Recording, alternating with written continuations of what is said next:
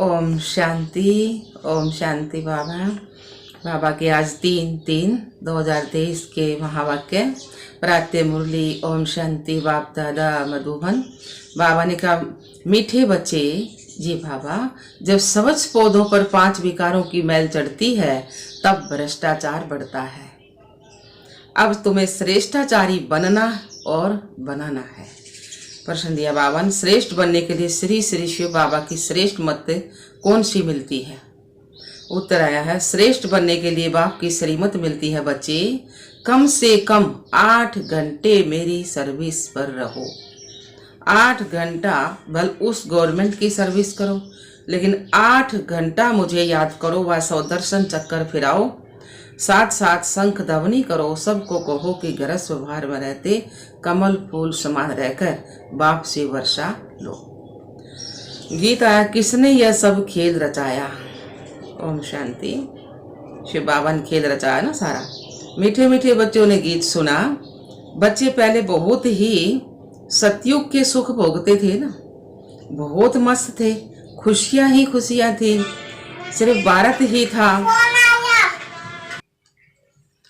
तो बाबा ने कहा ना कि 8 घंटे मेरी सर्विस पर रहो। 8 घंटा भल उस गवर्नमेंट की सर्विस करो, लेकिन 8 घंटा मुझे याद करो, वह 100 दर्शन चक्कर फिराओ, साथ साथ शंख ध्वनि करो, सबको कहो कि गरज व्यवहार में रहते कमल फूल समान रहकर बाप से वर्षा लो। गीत आया है, किसने ये सब खेल रचाया? दोबारा रिपीट कर दी है सारे।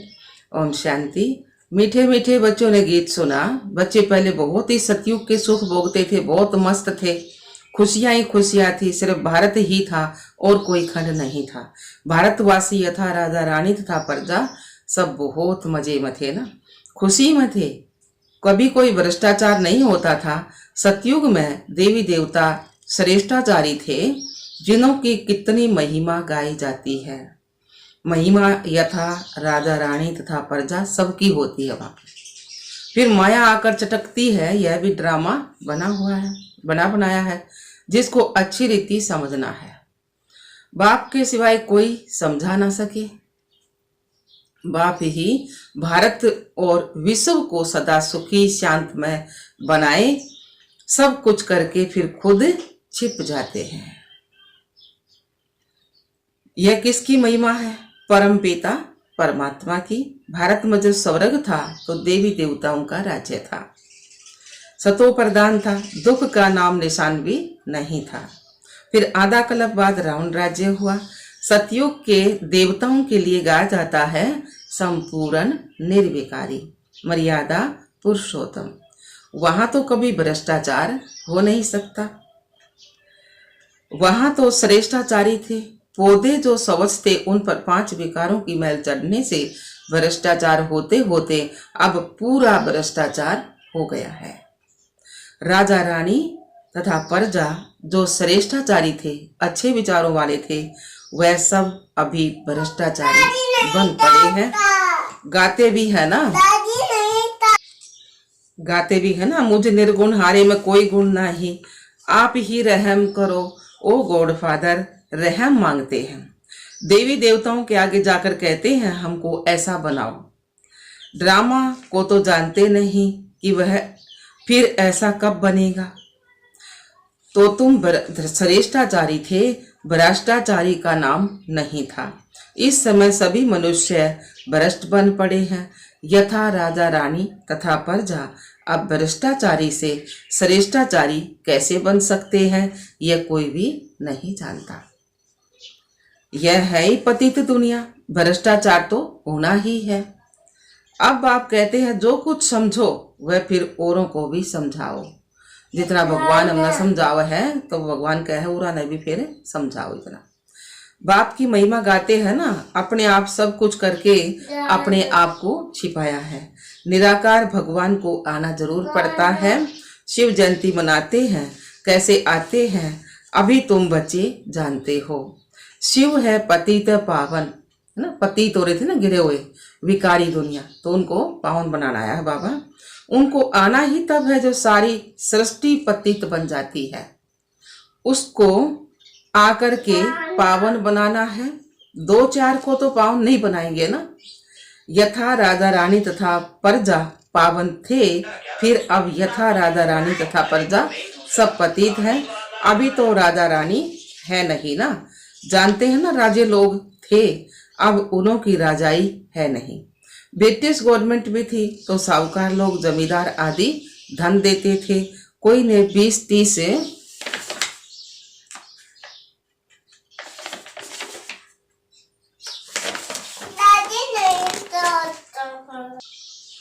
तो बाबा ने कहा ना 20-30 हजार दिया तो टाइटल मिल जाता था।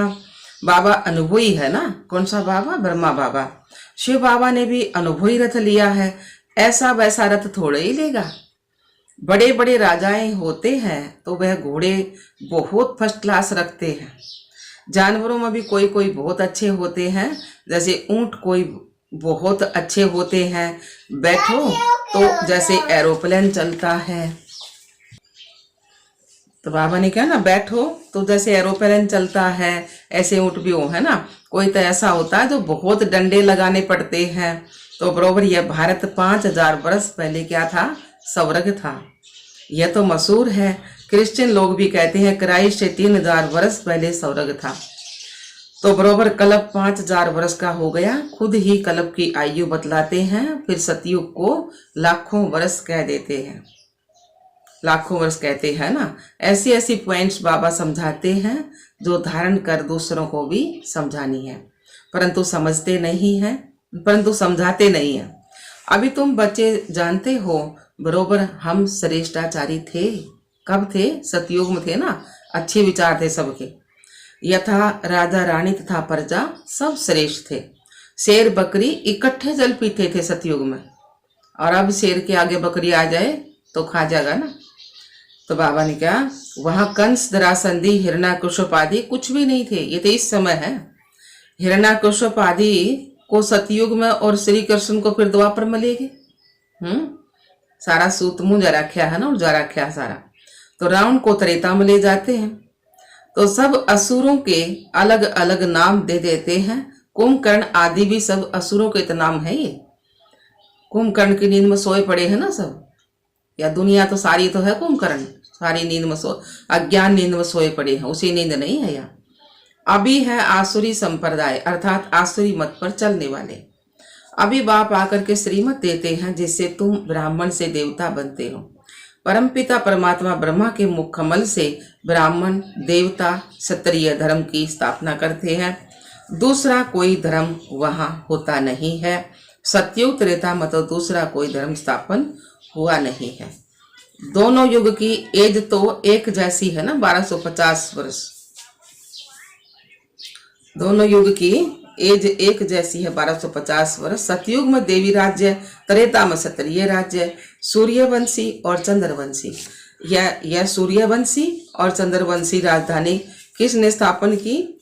क्या ऐसे कहेंगे कि चंद्रवंशी राजधानी राम ने स्थापन की, सूर्यवंशी राजधानी लक्ष्मी नारायण ने स्थापन की? नहीं,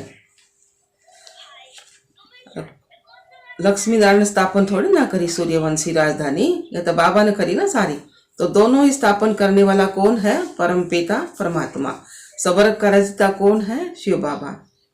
सतयुग त्रेता की राजाई रची है।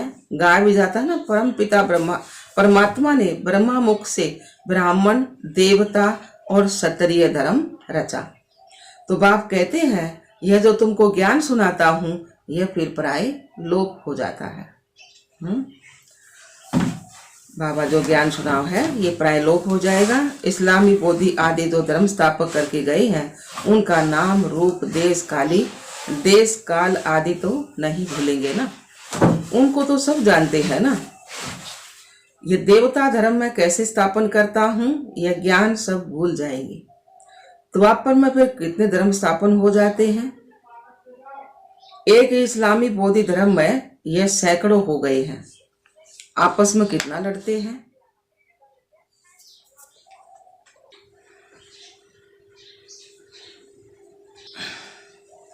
तो बाबा ने कहा ना, अभी तुम जानते हो बाबा कैसे सब कुछ करके अपने आप को छिपा लेता है। स्वर्ग में जो देवी देवताएं थे उनको फिर माया आकर चटकी। पूरे बेगुण बन गए है ना, कोई गुण नहीं रहा ना। गाते भी है ना, मुझ निर्गुण हारे में कोई गुण नहीं, तब तो गुणवान देवताओं की पूजा करते हैं ना। तो बड़े बड़े राजाओं के पास अंदर महलों में मंदिर में रहते हैं, महलों में मंदिर रहते हैं, बड़े बड़े राजा हैं जो, तो उनके महला में मंदिर रहे हैं ना, मंदिर बना ले है ना, पूजा करते हैं। ऐसा कोई राजा नहीं होगा जिसके पास मंदिर ना हो। ऐसा कोई मंदिर नहीं होगा जिसके पास, ऐसा कोई राजा नहीं होगा जिसके पास मंदिर ना हो। अब बच्चे जानते हैं शिव बाबा की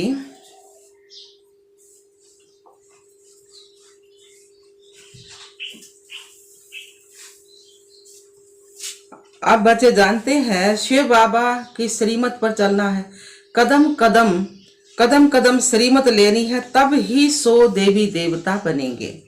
परंतु श्रीमत पर भी नहीं चलते।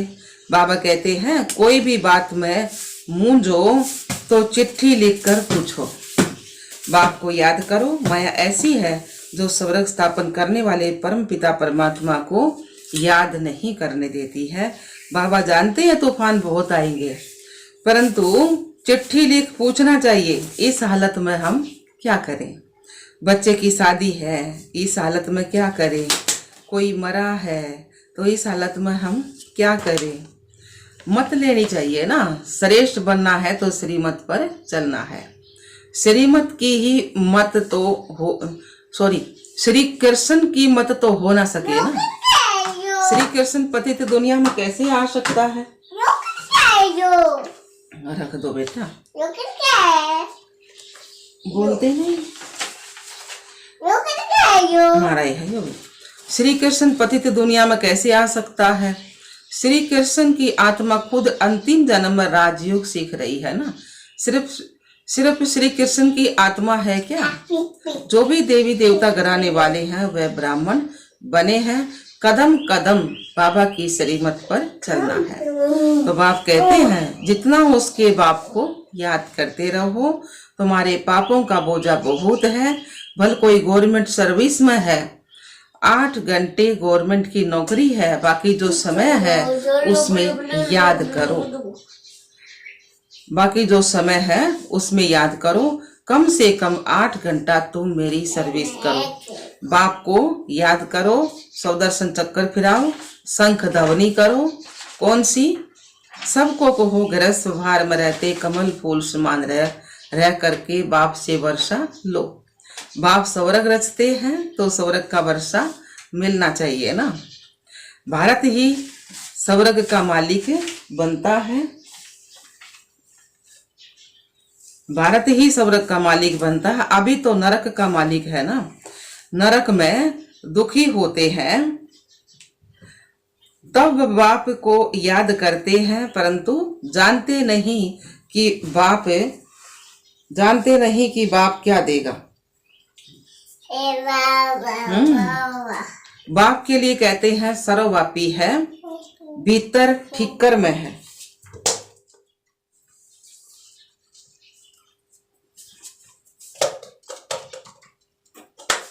बाप के लिए कहते हैं ना कि भीतर ठीक कर में। बाप कहते हैं तुमने कितनी भूल की है, परंतु यह भी ड्रामा में नूंद है। अब उनसे बाहर निकलो। यह भक्ति आदि करते करते तुम तंग हो गए हो। अभी भक्ति बेवजह बेचारी हो गई है। मौत आकर सामने खड़ा है तो श्रीमत पर चलना चाहिए। परंतु बच्चे ऐसे बाप को भूल जाते हैं। माया रावण का राज्य कैसे चलता है यह भी कोई नहीं जानते। रावण का बुत जलाते हैं और यह पीछे रिवाज निकला है। रावण का कोई शरीर तो नहीं था ना, रावण का बुत बना के जलाते हैं ना। तो बाबा ने क्या, रावण को जलाते हैं, परंतु हर वर्ष बड़ा होता जाता है। आगे 10 फुट का बनाते थे, फिर 15 फुट का बनाया, फिर 50 फुट का बनाया। क्यों? क्योंकि सब में बुराई बढ़ती जावा है, इसलिए और बड़ा बड़ा करके बना दे। रावण कोई मनुष्य नहीं था ना, रावण का शरीर नहीं था। तो रावण तो 5 विकार हैं सब में। तो बाबा ने क्या, एकदम छत जितना लंबा बनाते हैं। बुद्ध का भी बहुत बड़ा चित्र बनाते हैं। इतने बड़े मनुष्य तो होते नहीं है। जास्ती में जास्ती मनुष्य 6 फुट के होंगे, लक्ष्मी नारायण भी इतने ही होंगे। ऐसे नहीं कि वहाँ आयु बड़ी होती है तो बड़े बन जाते हैं, नहीं, मनुष्य मनुष्य ही है। जैसे अभी देखते हैं भिन्न भिन्न वैरायटी हैं, कोई काले हैं, कोई कैसे हैं। तो भारत में सुंदर भी थे, तो अभी श्याम बने हैं। सुंदर माने तो गोरी आत्मा थी, श्याम मतलब काली आत्मा होगी सबकी। सुंदर बनाने वाला कौन है? शिव बाबा। वह है हसीन मुसाफिर, वह तुमसे बात कर रहे हैं, उनको भूलना नहीं चाहिए। इनको साकार को भल भूल भी जाओ। साकार कौन? ब्रह्मा बाबा को भल भूल भी जाओ। हमेशा समझो बाबा हम सज्जनियों को खूबसूरत परी ज्यादा बनाते हैं। कहते हैं ना, एक तालाब है तो जहाँ डुबकी लगाने से मनुष्य परी बन जाते हैं। अभी तुम समझते हो ज्ञान सागर द्वारा ज्ञान की परी बन जाते हैं। अभी तो नरक की परी हो ना। भले कितना भी कोई फैशन करे, पाउडर आदि लगाए, फिर भी है तो नरक है। बाबा ने कहा फिर भी है तो नरक में ना। कोई से भी पूछो यह स्वर्ग है वह नरक है। कहते हैं साहूकारों के लिए स्वर्ग है, स्वर्ग नरक को भी जानते नहीं ना। क्या दुनिया इतने सोचते हैं जिसके पास पैसा जमीन ज्यादा उस स्वर्ग में है, और भाई बंगला कोठी सब कुछ है, और जो गरीब है वो नरक में है, ये सोचे है ना। नूना बेराक भाई सब साहूकार है, वे भी नरक में है, गरीब सब भी नरक, सब नरक में है। तो नरक तो स्वर्ग बनन की थी, पढ़ाई पढ़ी जा जो स्वर्ग में जा है ना। तो बाबा ने कहा हाँ, बल कितना भी कोई हाँ कह रहे थे ना फैशन करिए, तो कोई से ही पूछो यह स्वर्ग है कि नरक है। कहते हैं साहूकारों के लिए स्वर्ग है, और स्वर्ग नरक को जानते नहीं है। तो श्रीमत का ख्याल रखना चाहिए। श्रीमत को भी जानते नहीं। जिसने जितना श्रेष्ठ बनाया उनका नाम रूप गुम कर दिया है। तो बाबा ने कहा तो श्रीमत पर ख्याल रखना चाहिए। श्रीमत को भी जानते नहीं है। जिसने इतना श्रेष्ठ बनाया उनका नाम रूप गुम कर दिया है। गाते हैं ना, तुम माता पिता हम बालक तेरे। अब माता किसको कहा जाता है यह तुम जानते हो जरूर। जिसमें बाप प्रवेश कर रत्ना रचते हैं उनको माता कहेंगे। यहाँ तुम समझते हो हम प्रजापिता ब्रह्मा की मुख वंशावली हैं। शिव बाबा के पोतरे और पोतरिया हैं, तो बाप के भी नाम है, तो बाप के भी नाम है। बीच में बाप दलाल जरूर चाहिए, जो तुम पोते पोतिया कहलाओ। दादे से वर्षा लो तो यह दलाल है, इनसे वर्षा नहीं मिल सकता। इनको भी वर्षा शिव बाबा से मिलता है। शिव बाबा से लेना है, शिव बाबा की मत पर चलना है। तुम्हें ब्रह्मा के द्वारा शिव बाबा से वर्षा मिलता है, परंतु बाबा कहते हैं तुम इनको भी भूल जाओ। शिव बाबा से तुमको मत लेनी है। शिव जयंती मनाते हैं परंतु बिल्कुल जानते नहीं हैं। स्वर्ग बनाने वाले बाप का यादगार गुम कर दिया है। नरक बनाने वाले के नरक बनाने वाला का यादगार रख दिया है। दिन प्रतिदिन भ्रष्टाचार होता जाता है। कोई को अगर क्रोध आता है, दिन प्रतिदिन भ्रष्टाचार होता जाता है।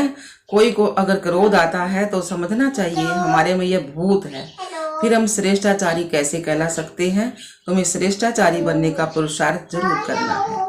अच्छा जी बाबा, मीठे मीठे सिखला दे बच्चों प्रति माता पिता बाप दादा का याद प्यार और गुड मॉर्निंग। रूहानी बाप की रूहानी बच्चों को नमस्ते। हम रूहानी बच्चों की रूहानी बाप दादा को याद प्यार गुड मॉर्निंग नमस्ते नमस्ते नमस्ते। हम बाबा के बच्चे सदा रहें हंसते और हंसाते। शुक्रिया मीठे बाबा। धारणा के लिए मुख्य सार है। पहला पॉइंट है बाप की याद और ज्ञान सागर के ज्ञान से सुंदर ज्ञान परी बनना है। कदम कदम पर शिव बाबा की मत जरूर लेनी है। दूसरा पॉइंट है श्रेष्ठाचारी बनने के लिए अंदर से भूतों को निकाल देना है। कोई भी भ्रष्ट बनाने वाला काम नहीं करना है। वरदान दिया बाबा ने, समस्याओं रूपी पहाड़ को उड़ती कला द्वारा सेकंड में पार करने वाले सहज पुरुषार्थी भव। समस्याओं रूपी पहाड़ को उड़ती कला द्वारा सेकंड में पार करने वाले सहज पुरुषार्थी भव। हिमालय, तो बाबा ने सार में कहा है, हिमालय पर्वत जितनी बड़ी समस्या को भी पार करने के लिए उड़ती कला की विधि को अपनाओ। सदा अपने सामने सर्व प्राप्तियों को हिमालय रखो और उड़ती कला में उड़ते रहो तो समस्या रूपी पहाड़ को सेकंड में पार कर लेंगे। सिर्फ वर्तमान और भविष्य प्रारब्ध के अनुभवी बनो। जैसे स्थूल नेत्रों द्वारा स्थूल वस्तु स्पष्ट दिखाई देती है ना, ऐसे बुद्धि से अनुभव के नेत्र द्वारा प्रारब्ध स्पष्ट दिखाई दे। हर कदम में पद्मों की कमाई जमा करते रहो। स्लोगन दिया बाबा ने, जो सबका आदर करते वही आदर्श मूर्त बनते हैं। जो सबका आदर करते हैं वही आदर्श मूर्त बनते हैं। अच्छा, ओम शांति बाबा।